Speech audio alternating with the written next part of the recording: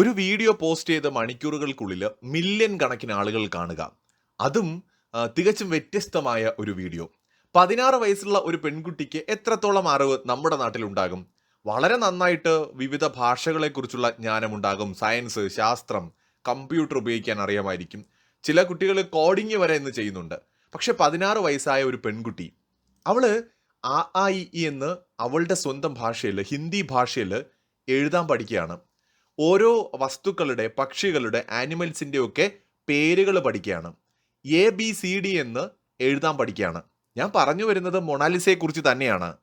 ആ പെൺകുട്ടി അവളുടെ സോഷ്യൽ മീഡിയ പ്ലാറ്റ്ഫോമിൽ പങ്കുവച്ച ഒരു വീഡിയോയാണ് മില്യൺ കണക്കിന് ആളുകൾ വിവിധ പ്ലാറ്റ്ഫോമുകളിൽ, ഫേസ്ബുക്കില്, യൂട്യൂബില്, ഇൻസ്റ്റഗ്രാമിലൊക്കെ ആയിട്ട് കണ്ടിരിക്കുന്നത്. അതിനകത്തൊരു അധ്യാപകൻ അവളെ പഠിപ്പിക്കുകയാണ്. അതായത് എ ബി സി ഡി ഒക്കെ നമ്മുടെ നാട്ടിലെ കുട്ടികൾ LKG ഒക്കെ ആവുന്നതിന് മുമ്പ് തന്നെ പഠിക്കുന്ന ഒരു കാര്യം.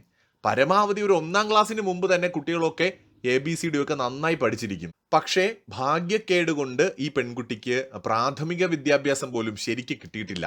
ആ കുട്ടി ഇപ്പോഴാണ് ഇതെല്ലാം പഠിക്കുന്നത്. ഇത് തുറന്നു പറയാനും അവർക്ക് യാതൊരു നാണക്കേടുമില്ല. കാരണം അവർ ജീവിതത്തിലെ എല്ലാ സംഘർഷഭരിതമായ നിമിഷങ്ങളിലൂടെയും സങ്കടങ്ങളിലൂടെയും എല്ലാ തരത്തിലുമുള്ള ബുദ്ധിമുട്ടുകളിലൂടെയും ഒക്കെ കടന്നുപോയതാണ്. അതുകൊണ്ട് അവർക്ക് നാട്ടുകാരെന്ത് ചിന്തിക്കുമെന്ന യാതൊരു വ്യാകുലതയുമില്ല. ആ പെൺകുട്ടി തന്നെയാണ് ആ ദൃശ്യങ്ങൾ, അവരുടെ ആ ഒരു വീഡിയോ, അധ്യാപകൻ പഠിപ്പിക്കുന്ന വീഡിയോ പങ്കുവച്ചിരിക്കുന്നത്. ഇനി നമുക്ക് അടുത്ത ക്ലാസ്സിൽ ABCD ഒക്കെ പഠിക്കാം എന്നാണ് ആ പെൺകുട്ടിയോട് അധ്യാപകൻ പറയുന്നത്. ഒരുപക്ഷെ ഉത്തരേന്ത്യയിലൊക്കെ നമ്മുടെ പ്രാഥമിക വിദ്യാഭ്യാസം പോലും കിട്ടാത്ത ഒരുപാട് കുട്ടികൾക്ക് മൊണാലിസയുടെ ഈ ഒരു വീഡിയോ പ്രചോദനമായേക്കാം. ഇവിടെ നമ്മുടെ കേരളത്തിൽ ഇരിക്കുന്ന ആളുകൾക്ക് ചിലപ്പോൾ ഇത് മനസ്സിലാകണമെന്ന് പോലുമില്ല. കാരണം നമ്മുടെ നാട്ടിൽ ഇങ്ങനെ ഒരു അവസ്ഥയില്ല.